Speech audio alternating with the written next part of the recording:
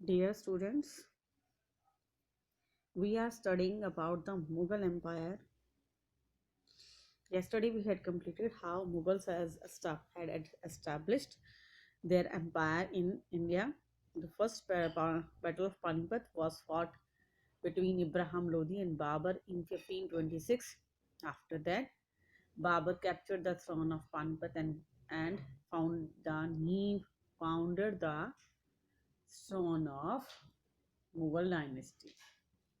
Established the throne of Mughal dynasty. Babar जिसका पूरा नाम जहीरुद्दीन मोहम्मद था, commonly known as Babur, who was a great grandson of Timur, which was and descendants of Turkish ruler Genghis Khan, who had invaded India several times. Babur was a brave soldier, an experienced general, a skilled horse rider, a sure shooter, and a skilled swordsman.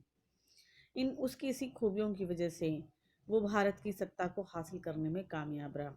दूसरा, इब्राहिम लोदी के जो खुद के दरबारी थे वो उससे परेशान थे और चाहते थे कि अब राजा बदला जाना चाहिए। बाबर ना केवल एक अच्छा योद्धा था, he was a learned scholar also, and he wrote Babarnama and Tuzuka Babri in Turkish.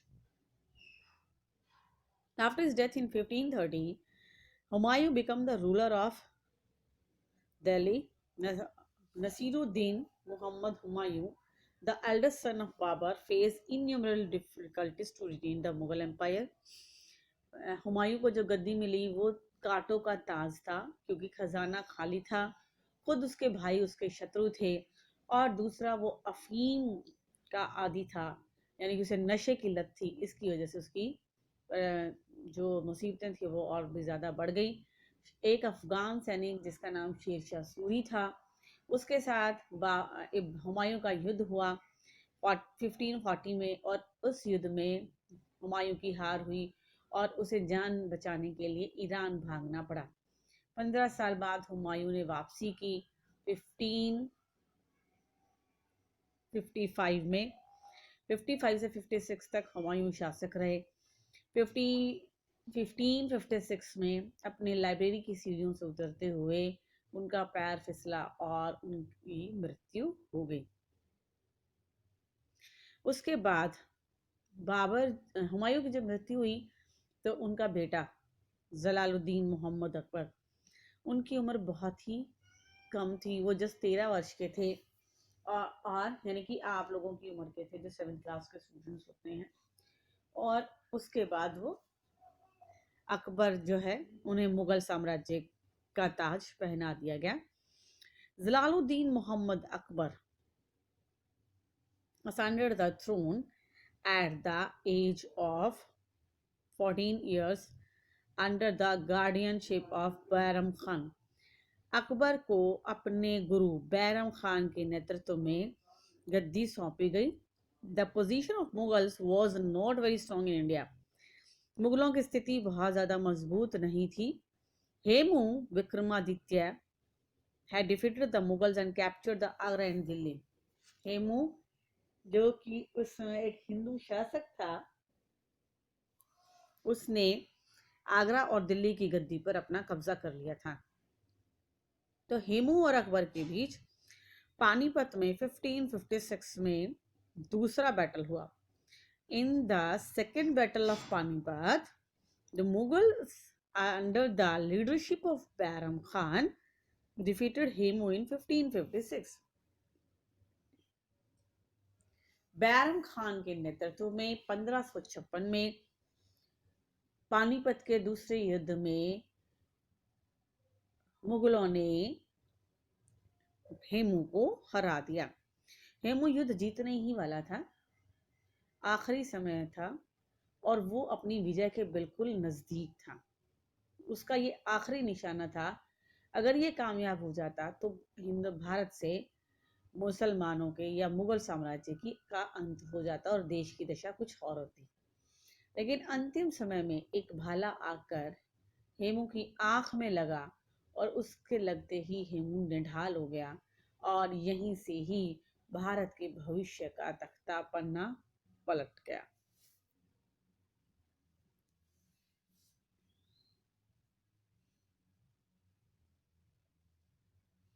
Agra and Delhi were taken back and the capital was set up at Agra.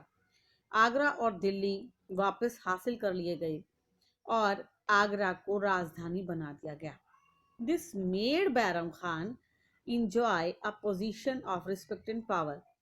इस युद्ध के बाद बैरम खान की ताकत और भी ज्यादा बढ़ गई, उसका सम्मान और भी ज्यादा बढ़ गया।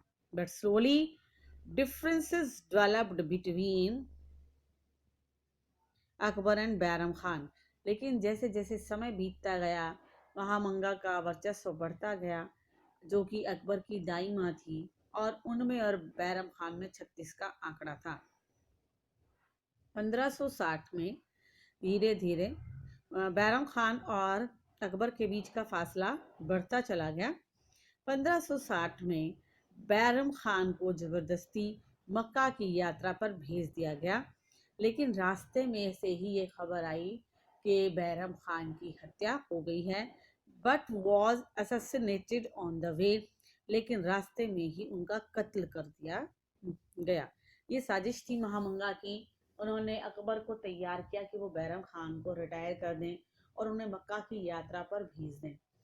अकबर के कहने के बाद बैरम खान इनकार नहीं कर पाए और मक्का की यात्रा के लिए चल पड़े, और रास्ते में महामंगा के सैनिकों ने बैरम खान की हत्या कर दी। Under Akbar, the Mughal Empire stretched from Kashmir in the north to Godavari River in the south, and from Afghanistan in the west to Bengal in the east. Under Akbar, Akbar के नेतृत्व में मुगल साम्राज्य कश्मीर से लेकर गोदावरी नदी तक फैला हुआ था और अफगानिस्तान से लेकर बंगाल तक फैला हुआ था। उत्तर में कश्मीर से लेकर दक्षिण में गोदावरी तक और पूर्व में बंगाल से लेकर पश्चिम में अफगानिस्तान तक मुगल साम्राज्य का विस्तार अकबर ने किया। Akbar also conquered Gondwana. अकबर ने गोंडवाना, चित्तौड़, रणथंभौर, बिहार, बंगाल, काबुल, कश्मीर, सिंध, दक्कन और गुजरात को भी जीत लिया। बहादुर था, उसकी युद्ध नीति बड़ी ही कुशल थी और वो किसी भी परिस्थिति का सामना बहुत ही बहादुरी और हौसले के साथ करते थे। इसीलिए तकरीबन हर क्षेत्र में, हर युद्ध के मैदान में उनकी जीत हुई। अकबर सेट अप एन इबादत खाना एट फतेहपुर सीकरी। अकबर ने फतेहपुर सीकरी के अंदर इबादत खाने की स्थापना की। Where religious discussions were held every Friday evening, जहाँ पर सभी धर्मगुरु मिलकर प्रत्येक शुक्रवार को धार्मिक चर्चा करते थे। अकबर ने दीन इलाही धर्म की स्थापना की। He started Deen Ilahi in 1582 by blending the good points of all the religion. Akbar ने सभी धर्मों की अच्छी बातों को मिलाकर दीन इलाही नामक धर्म की स्थापना की 1582 में। लाइक हिंदुइज्म, हिंदू धर्म की अच्छी बातें, ईसाई धर्म की अच्छी बातें, जैन धर्म की अच्छी बातें और दूसरे धर्म की अच्छी बातों को इस्लाम के साथ मिलाकर अकबर ने दीन इलाही धर्म चलाया। Din Ilahi was not a religion but a socio religious path. Din Ilahi कोई निश्चित धर्म नहीं था, बल्कि सभी धर्मों का मिला जुला स्वरूप था। ये एक सामाजिक धार्मिक रास्ता था जिससे कि सभी धर्मों के लोग आपस में प्रेम और भाईचारे के साथ रहें। इतिहास में अकबर का नाम महान सम्राट के रूप में लिया जाता है, क्योंकि अकबर एक ऐसे राजा थे जिन्होंने हिंदुओं को भी अपने दरबार में उतना ही महत्वपूर्ण स्थान दिया जितना कि मुसलमानों को। उन्होंने उलेमाओं के जो इंटरफेरेंस थी उसको खत्म कर दिया, जजिया को खत्म कर दिया और हिंदू राजाओं के साथ अच्छे संबंध स्थापित के लिए इसके लिए उन्होंने अपने परिवार के संबंध बनाए हिंदू राजाओं के साथ पारिवारिक संबंध स्थापित किए, यानी कि अपने बच्चों की शादियां हिंदू राजाओं के परिवारों में की। इन 1605 अकबर पास्ड अवे, 1605 में अकबर की मृत्यु हो गई। He was buried at Sikandra, और अकबर को सिकंदरा में दफनाया गया। 6 माइल्स फ्रॉम आगरा, अकबर का मकबरा आगरा से 6 मील की दूरी पर है, सिकंदरा के अंदर। Sikri was named after Fatehpur Sikri, city of victory. Sikri का अर्थ होता है जीत, सिटी। फतेहपुर, जीत हासिल करने। जब अकबर ने गुजरात को जीत लिया तो उसके बाद अपनी जीत को का जश्न मनाने के लिए उसने फतेहपुर सीकरी शहर की स्थापना की। सुलह ए कुल और universal peace and harmony was an important part of दीन इलाही। दीन इलाही की एक प्रसिद्ध या एक विशेष भाग था सुलह कुल। सुलह कुल का मतलब था यूनिवर्सल पीस एंड हारमनी, जो कि दीन इलाही की एक इम्पोर्टेंट हिस्सा था। Look at the map. पूरे रेड लाइन के बाउंड्री के बीच में जो हिस्सा है वो सारा का सारा अकबर का साम्राज्य है, मुगल एम्पायर अंडर अकबर, जो अफगानिस्तान से लेकर बांग्लादेश तक और कश्मीर से लेकर गोदावरी तक फैला हुआ है। अकबर्स 9 जेम्स, अकबर के नवरत्न। Akbar's court was filled with talented man known as 9 gems. Akbar के दरबार में 9 रत्न थे जिन्हें नवरत्न भी कहा जाता है। देवर, वो लोग थे Birbal. Birbal, he was known for his statesmanship and wit.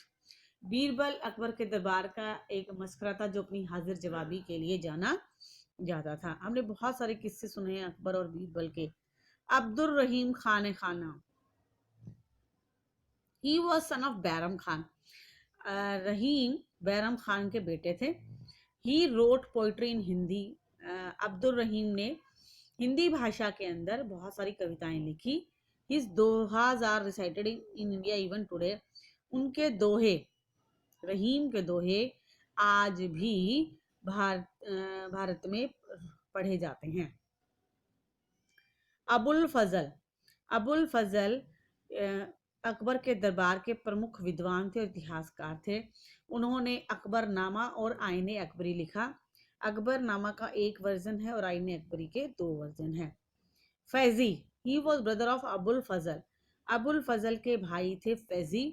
He was a great poet. Faizi एक महान कवि थे और फिलोसफर्स भी थे। He translated the Bhagavad Gita in Persian. Faizi ने भगवद गीता को हिंदी से फारसी भाषा में ट्रांसलेट किया था। Tansen, he was a singer and musician of exceptional talent. He was world famous for राग दीपक। तानसेन एक प्रमुख संगीतकार थे, गायक थे और संगीतकार थे। उनके पास अद्भुत टैलेंट था। वो विश्व प्रसिद्ध थे अपने राग दीपक के लिए। कहा जाता है कि जब तानसेन राग मल्हार मेघ मल्हार गाते थे तो बादल आ जाते थे, और जब तानसेन राग दीपक गाते थे तो दिए अपने आप जल जाते थे। राजा टोडरमल, राजा टोडरमल अकबर के दरबार के प्रमुख एडमिनिस्ट्रेटर थे। कर इकट्ठा करने की जिम्मेवारी राजा टोडरमल की थी, वो रेवेन्यू मिनिस्टर थे। राजा मान Singh, he was one of the greatest general of Akbar's court. राजा मान सिंह अकबर के दरबार के प्रमुख मंत्रियों में से एक थे। हमाम, he was a well known physician. Humam Akbar के दरबार के प्रमुख फिजिशियन थे, या वैद्य भी हम उनको कह सकते हैं। मुल्ला दो प्याजा, हकीम भी हम इसको कह सकते हैं। हुमाम जो हैं वो अकबर के दरबार के प्रमुख हकीम थे। Mulla Do Pyaza was also a great scholar known for his ready wit. Mulla Do Pyaza को, जो कि एक विद्वान थे, उनकी हाजिर जवाबी के लिए जाना जाता है। अकबर की मृत्यु हो गई 1605 में। और उनके पुत्र गद्दी पर बैठे। Akbar was succeeded by his son Mohammad Sultan Salim. Akbar के मरने के बाद उनके बेटे मोहम्मद सुल्तान सलीम गद्दी पर बैठे। He ascended the throne in 1605. 1605 में उन्हें गद्दी मिली at the fort of Agra, Agra के किले में, and assumed the title of Jahangir. उन्होंने अपने नाम को बदलकर जहांगीर रख लिया। जहांगीर मीन्स जिसने पूरी दुनिया को होल्ड कर रखा है या पूरे जहां का शासक। And the title of Nooruddin, और उन्होंने नूरुद्दीन टाइटल भी अपने नाम के साथ जोड़ लिया, जिसका मतलब था लाइट ऑफ फेथ, यानी कि विश्वास का प्रकाश। Akbar always addressed him as Shekhu Baba. Akbar हमेशा अपने बेटे जहांगीर को शेखू बाबा कहकर पुकारते थे। 1606 में Jahangir son prince Khusrau escaped from Agra. 1606 में जहांगीर के बेटे राजकुमार खुसरो आगरा से चले गए। Jahangir followed and defeated him at the battle of Bhairowal as Jahangir के बेटे खुसरो ने जहांगीर के खिलाफ बगावत कर दी। जहांगीर ने उनका पीछा किया और भैरव के युद्ध में उन्हें हरा दिया। As the nobles were trying to make Khusrau the emperor in place of Jahangir. इस युद्ध में बहुत सारे दरबारियों ने भी खुसरो का साथ दिया, क्योंकि वो अकबर के स्थान पर, जहांगीर के स्थान पर खुसरो को शासक बनते हुए देखना चाहते थे। Jahangir consolidated his territories and developed the administrative system. Jahangir ने अपने साम्राज्य का विस्तार किया और प्रशासन में बहुत सारे सुधार किए अपने पिता की तरह। The court culture of the Mughals flourished under his rule. उसके साम्राज्य काल में मुगलों की जो कोर्ट दरबार व्यवस्था थी वो और भी ज्यादा बेहतर हुई। He had a keen interest in gardens. बागीचों में उनका बहुत ज्यादा इंटरेस्ट था, उन्हें बागीच हरियाली बहुत ज्यादा पसंद थी। Mughal paintings reach its zenith. जब जहांगीर शासक थे तो वो साहित्य मुगल समय का वो काल था जब कलाकारों के लिए विशेष स्थान था। ही मैरिड नूर जहां। जहांगीर का विवाह नूर जहां के साथ हुआ। Jahangir restarted the war with Rajput. Jahangir ने फिर से मुगलों के साथ युद्ध की शुरुआत कर दी। The Afghan armies of Bengal oppose the authority of